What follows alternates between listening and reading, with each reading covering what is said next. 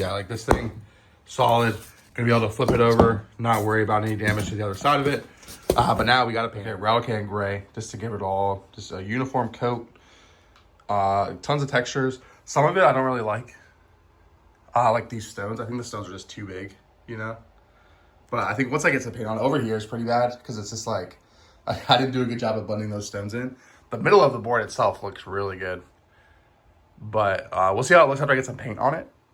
I thought about it and I don't want to mess around with magnets. So I'm just going to glue this one and print more bodies because why all day. Check this out. I think I know what this is.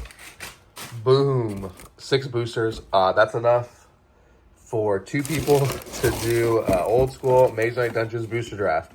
So if I remember right, there's a hero in each, and then you have your mage spawn and treasure chest in each.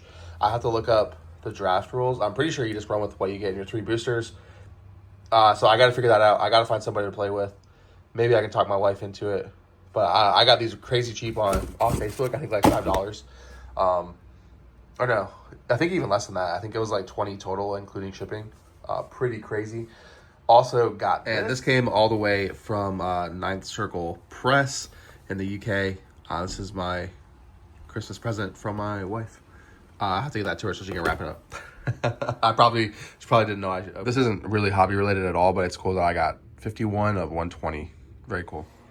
Okay, so I'm gonna use apple barrel. This is nutmeg. I actually don't like this brown itself, but I think it's a good mid-tone. And so what I'll do is I'm gonna mix it just right on the board itself. This is bronze flesh tone. I just pick an orange, like a warm orange. I'm gonna dot this on the high areas, and then I have just transparent burnt umber ink that I'll put in the low spots. And blend this all together. Whoa.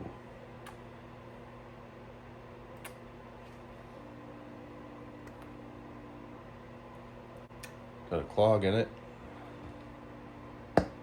Knew that was gonna happen. Did it anyway. And so we just start putting this where we want to just mix up, like, create our shadows, and I'm still pretty sick. So voice probably sounds weird. Alright, I don't want to get too crazy before we actually get going here. Okay, it looks like a mess, but you gotta trust me. So big wide brush. This is the biggest brush I got that's easily accessible right now.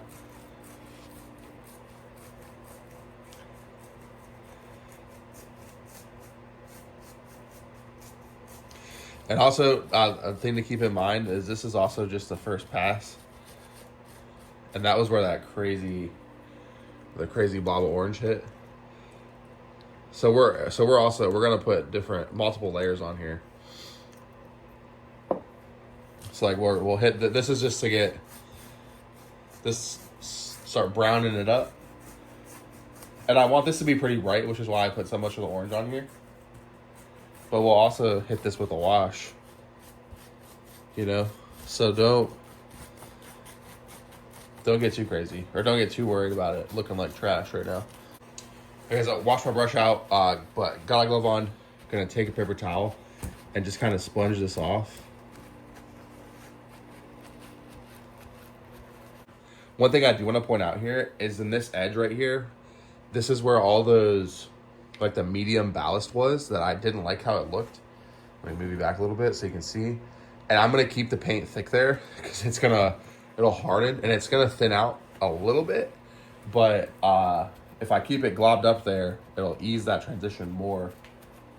So I actually do want to keep that part globbed up. All right, so I just put some ink on. All right, and now again, just blending it out, feathering it out. This brush is so big and so wide, and it's super soft. It's a makeup brush. Okay, actually, this is like packing like butcher's paper. I'm gonna do this just to get a little bit more texture into it. I don't think this is porous enough to like take a bunch of the paint off.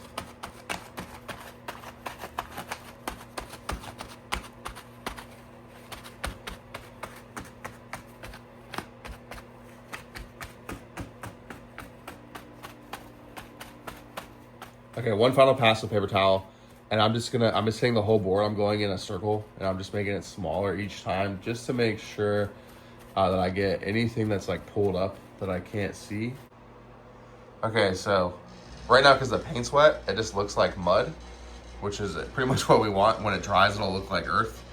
But all this color variation is from our actual paint. So it looks like a big pile of poop right now, but that's good. That's what we want. We want it to look like wet mud. Okay, so gonna call it a night. Let this dry tonight.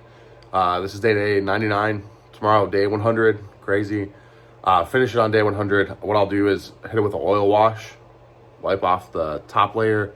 Then I'll probably heat gun it just enough that I can dry brush on and be done painting wise. I'll paint the rim, and then I won't seal it. I let that oil dry all the way. Give that a little bit, but this will be done paint wise. Struggling, still very sick. On the 3D printer right now is the last of the crucible guard that I need, or that's even out right now. 2 railless. I fit 2 railless interceptors on the same plate, which is pretty cool.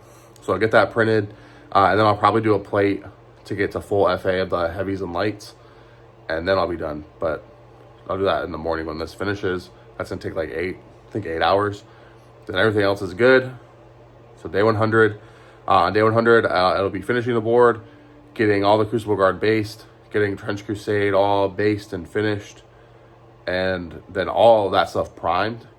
And then that way, on 101, going hard on painting again. I'm gonna stop with the building, stop with 3D printing for a bit, and just focus on painting again for a while.